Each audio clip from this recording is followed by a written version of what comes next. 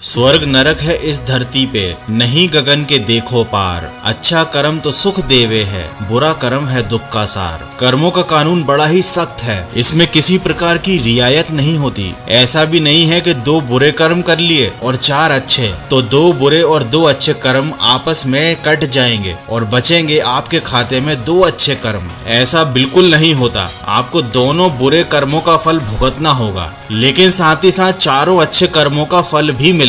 यही कारण है कि इस दुनिया में ऐसा कोई भी नहीं है जिसकी जिंदगी में केवल सुख हो या फिर केवल दुख ही दुख हो। सभी की जिंदगी सुख और दुख का मिश्रण होती है। हाँ, पिछले कर्मों के अनुसार किसी को दुख ज्यादा और सुख कम है, तो किसी को सुख ज्यादा है और दुख कम। जब हम विचार करते हैं तो पाते हैं कि कर्म किस प्रकार बनते हैं। हमारे कर्मों का आधार हमारे विचार हैं। हमारे मन में प्रतिपल कोई न कोई विचार चलता रहता है। प्रतिदिन हजारों विचार मन में आते और जाते हैं। कुछ विचार एक ही बार आते हैं तो कुछ कई बार आते हैं, और जो विचार हमारे मन में बार बार आता है हम उस पर अमल कर लेते हैं और वह कर्म में परिवर्तित हो जाता है। यदि हमारे मन में अच्छे विचार आएंगे तो वे अच्छे कर्म बन जाएंगे, बुरे विचार आएंगे तो नतीजा बुरे कर्म होंगे। मन में हमेशा कोई न कोई विचार आता ही रहता है, मन कभी शांत नहीं बैठता, और इसी तरह हमारे कर्मों का सिलसिला भी चलता ही रहता है। इसीलिए संत समझाते हैं कि अगर इस जन्म में और अगले जन्म में सुखी होना चाहते हो तो मनसा वाचा कर्मणा,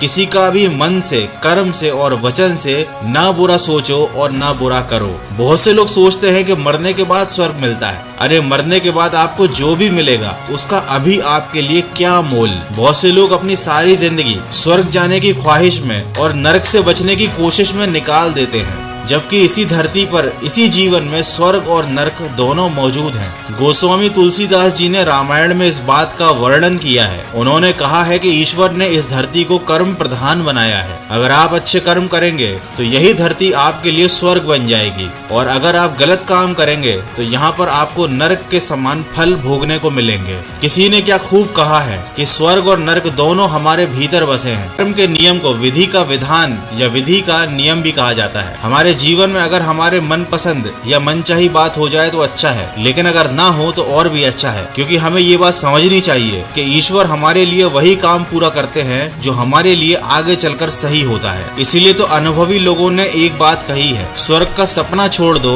नरक जाने का डर छोड़ दो। कौन जाने क्या पाप क्या पुण्य, बस किसी का दिल ना दुखे अपने स्वार्थ के लिए, बाकी सब कुदरत पर छोड़ दो और पूरे जी जान से सफलता की ओर प्रयास करो। जिंदगी में तब तक भागते भागते काम करो जब तक सोते सोते पैसा आना शुरू ना हो जाए। हमारी कमजोरियां हमें कमजोर साबित नहीं करती, बल्कि ये बताती हैं कि हमें और ज्यादा कोशिश करने की जरूरत है। और अंत में सिर्फ इतना कहना चाहूंगा कि सिर्फ दिखावे के लिए अच्छा मत बनो। ऊपर वाला आपको बाहर से नहीं बल्कि भीतर से अच्छे से पहचानता है।